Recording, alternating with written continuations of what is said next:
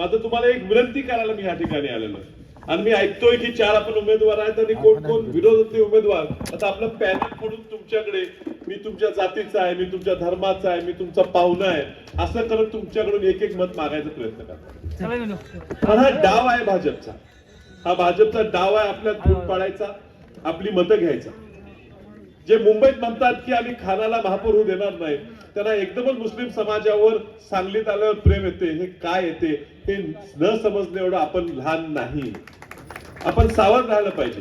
तर मी पाहुण्याला सांगा, लग्नाला या, बारशाला या, जेवायला या.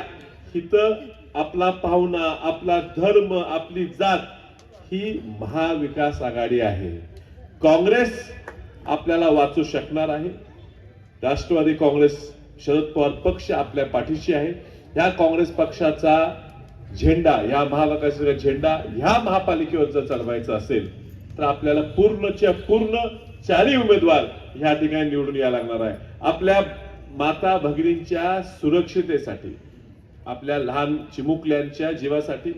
याच ठिकाणी शेजारी आम्ही काल गेलेलो, मी आणि बाळासाहेब परवा रात्री गेलेलो.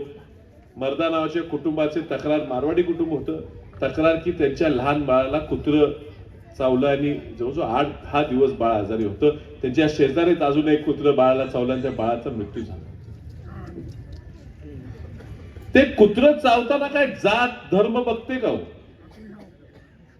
अडचण आली तर लगेच हिंदू मुस्लिम, ओपन ओबीसी हे नाटकं त्यांची सुरू होतात.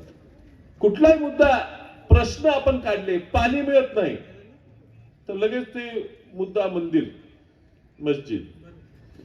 आपण म्हणलो स्वच्छता नाही तर लगेच मुद्दा कुठला, पाकिस्तानने असं केलं, पाकिस्तानने केलं. ही महापालिका आहे, हिला जुनी परंपरा आहे, ह्या परिसराला परंपरा आहे.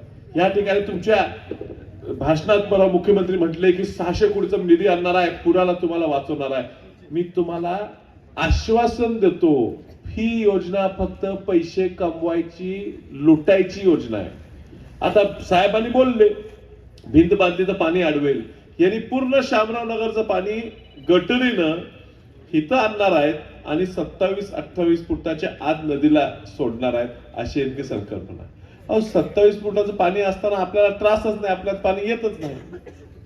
मग जर पूर ज्यावेळी येतो, पाणी जे वर असते, तर पूर्ण सांगलीचं पाणी ते हिथं पाठवणार, ते नदीत जाऊ शकणार नाही का नदी 40 फुटावर असणार आणि पुन्हा आलेलं सगळं पाणी ते तुमच्या भागात पुन्हा पसरणार आणि तुमची पुन्हा घरं बुडणार. काही नियोजन नाही, फक्त गटरी केल्या तर 4 पैसे जास्त हाणता येतात म्हणून 600 कोटीचा भ्रष्टाचार करायचा, ते पैसे तुम्हाला वाटायचे, तुमची मतं चोरायचा डाव चालू आहे. हा डाव हाणून पाडा, आमच्या 4 निवडून द्या अशी विनंती करतो. आणि आपल्याला आता मी बाळासाहेबांना भाषण करायचे. धन्यवाद सन्माननीय खासदार विशालदादा. आणि यानंतर आमदार आणि आपले लाडके नेते विश्वजित कदम.